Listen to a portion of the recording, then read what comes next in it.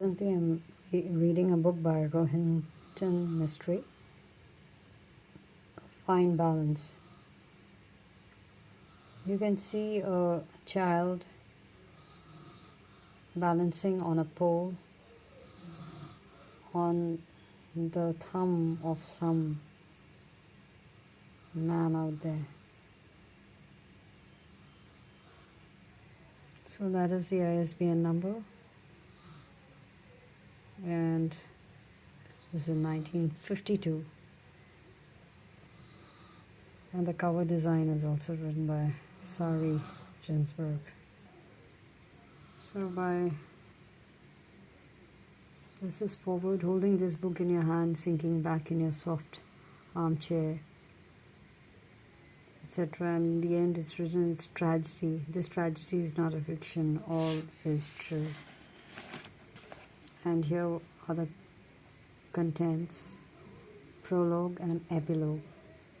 Prologue is 1975, that is the era of emergency, and it ends at epilogue 1984, that were the riots in Delhi. And in between you have family planning. So look at the way he writes, the language. The morning express, bloated with passengers, slowed to a crawl, then lurched forward suddenly as though to resume full speed. The train's brief deception jolted its riders. The bulge of humans hanging out of the doorway distended perilously like a soap bubble at its limit. And in the first page itself, you are introduced to the three characters here. That is Om Prakash Darji, you have Manik, and Ishwar. Look at that, the steam engine, how he talks about that. The southbound express slowed again with a pneumatic hiss. The bogies clanked to a halt. The train was between stations. Its air brakes continued to exhale wheezily for a few moments before dying out. And then again, Om Prakash looked through the window to determine whether they had where they had stopped. Rough shacks stood beyond the road fence alongside a ditch running with raw sewage. Children were playing a game with sticks and stones. An excited puppy danced around them, trying to join in. Nearby, a shirtless man was milking a cow. They could have been anywhere in India, that is. And just see this, the acrid smell of a dung fire drifted towards this train.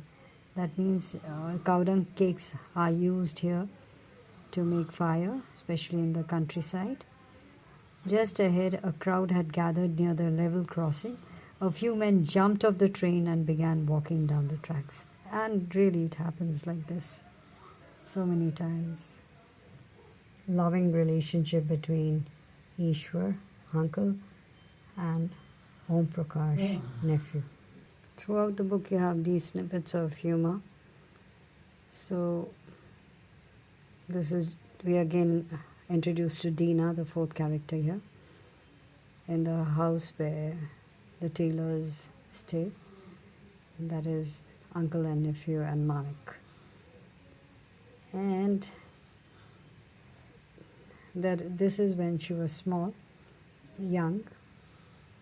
So she's staying with her brother, mother and brother, after her father dies. So the brother once, he overheard her in the next room with her friend Zenobia, making fun of his teeth. And of course he was sensitive about his bad teeth, but he chanced to hear what they are talking. So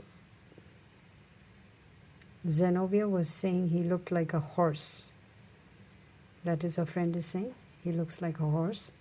And Dina says, yes, a horse with cheap dentures.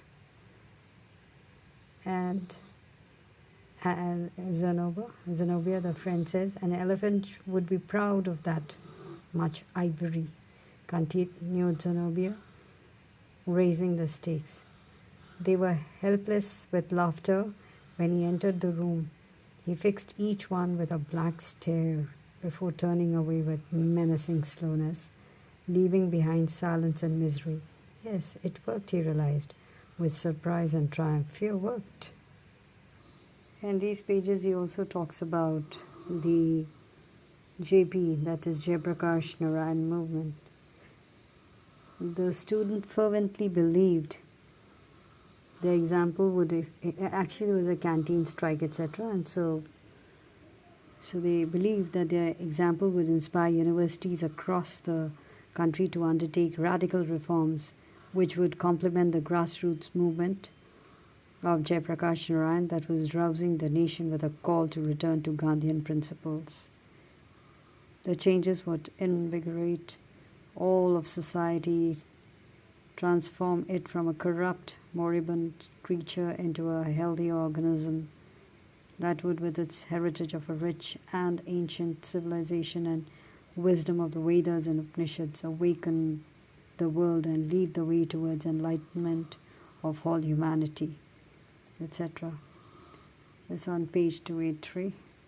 The chapter on family planning sure is very poignant, where the uncle and Ishwar and Om both are dragged for Ishwar. The uncle tells them that okay, if they have to do sterilization, go ahead and do it for him because he's old and Om is just going to get married, etc. But they don't listen.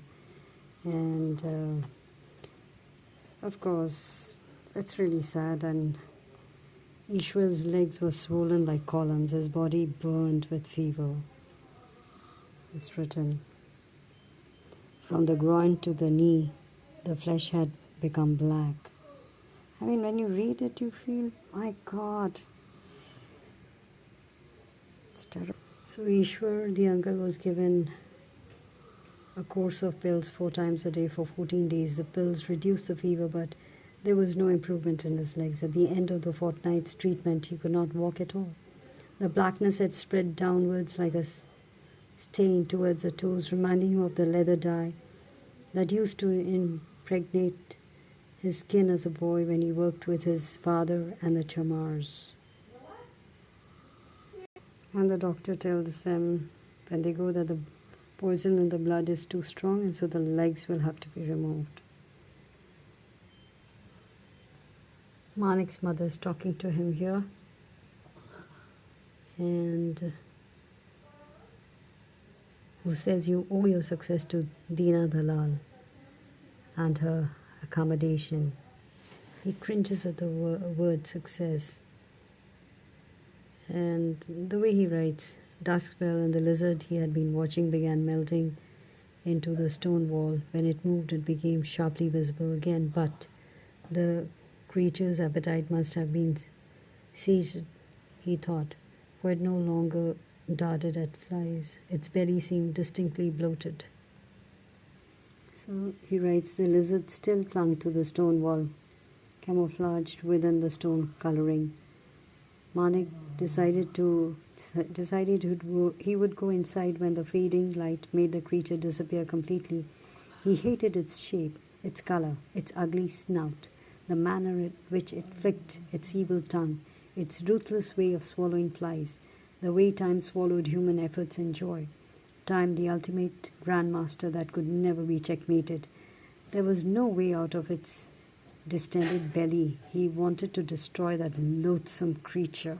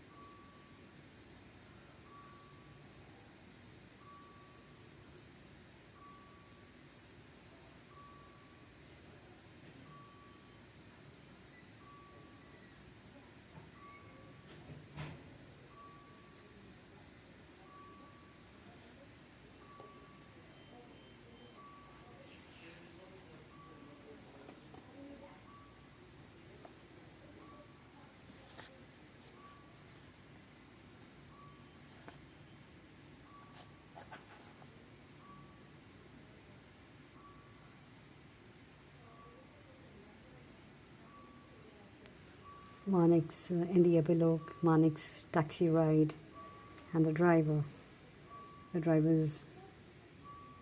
were telling him about the riots, etc. And he tells them it's very dangerous because Manik has a beard. So they were passing through streets now where smoldering ruins and piles of rubble lined the road. Women and children sat amid the debris, dazed or weeping. The driver's face contorted, and Manik thought it was fear. "Don't worry," he said. Manik thought it was fear. "Don't worry," he said, "there'll be no trouble because of my beard. If you're stopped, then they'll at once know I'm a Parsi. I'll show them the Sudra and Kusti I'm wearing. Yes, but they might want to check my license. So, you haven't guessed, I'm a Sikh. I shaved off my beard and cut my hair 2 days ago, but I'm still wearing my kara." He held up his hand, displaying the iron bangle round his wrist. Manik studied the driver's face, and suddenly the evidence became plain. His skin, unused to the razor scrape, had been cut in several places. Suddenly, all the incidents narrated by the man of mutilation and bludgeoning and decapitation, and numerous ways that mobs had of breaking bones, piercing flesh, and spilling blood, everything that Manik had been listening to with detachment, now achieved a stark reality in the razor's necks. The coagulated specks of red on the chin and jewels might have been rivers of blood, so intense was their effect against the pale, newly shaven skin. That's the picture of the author, Rohinton Mistry. He was born in Bombay in 1952. Rohinton Mistry came to Canada in 1975 and has lived since then near Toronto. He was a recipient of the 1995 Canada-Australia Literary Prize. See the thumb on which the stick or on which the child is resting the bamboo pole. This is the back cover. It's a very old book in the library, my brother's library. A fine balance, Rohinton's Mistry, stunning, internationally acclaimed bestseller, is set in mid-1970s India. It tells the story of 4 unlikely people whose lives come together during a time of political turmoil, soon after the government declares a state of internal emergency. Through days of bleakness and hope, their circumstances and their fates become inextricably linked in ways no one could have foreseen. Mistry's prose is alive with enduring images and a cast of unforgettable character, written with compassion, humor, and insight. A fine balance is vivid, richly textured, and powerful novel written by one of the most gifted writers of our time. So, well, it is the first book by Mistry which went out of his familiar circle of Parsi characters, aims at describing the Indian society. The main characters suffer a lot in this book, and all of them in the end lose. Throughout the book, they continue laughing, and the book is not perceived as tragic. His storytelling is gripping, his love for detail is showcased all over the pages, and of course, there are many who have criticized his broad vision of the Indian society as too negative and complained that Mistry shows too much despair in the novel. He exposes the changes in Indian society from, say, independence in 1947 to emergency declared, and goes up to the epilogue is 1984. The characters from diverse backgrounds are brought together by economic forces changing India. A fine, balanced title is telling because story of the four characters. So it intertwines their fate, future, economic security, and well-being. And it is also about the fine balance and fragility of democracy. The title implies that it only takes a minor incident to disturb the status quo. Life in the city is standing on a thin rod. So that's where the rod, you can see a child balanced on a thumb rather. At the smallest event, it can collapse, much like the cover image. So Mistry uses the contrast between the city and the country to construct the title, perhaps. The phrase "a fine balance" reminds one of a fine line, where there is barely a thread between one extreme and the other. So whatever it is, you can see the child is standing on that pole. Her life is at risk. Any moment, if anything happens, it is the end. So that is perhaps a fine balance in society, where without our really wanting it, we are driven into, let's say, the politics, the economics of the place, of the society, the norms of society. Even if you don't want it, you stay away from it. Still, your actions are colored by whatever is there in society. So common people do become victims in the game of politics. A major conflict is that between Hinduism and Islam during a period of religious tension. The Muslim shop owner nearly has his shop attacked by the Hindus, who once would have viewed him as a neighbor. The novel concludes with a similar outbreak of violence in the epilogue, where riots, violence, etc. is shown. A fine balance portrays the violence and suffering that go along with corruption, leading to widespread societal decay. It also suggests that even a corrupt system can leave room for moral grey areas and unusual alliances as people struggle to survive. The title represents fragile equilibrium that characters strive to maintain under upheaval, and that represents a delicate balance between misery and survival, hope and despair. It is a fine balance between individualism and society norms, between modernity and traditions.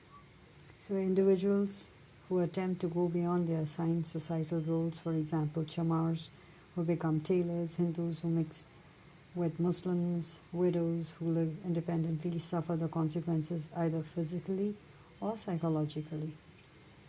One reason why this book seems so devastating is that every character we get to know, that is everyone who becomes a unique individual to us, becomes maimed in the process of asserting their individuality. Perhaps this is the greatest tragedy of all.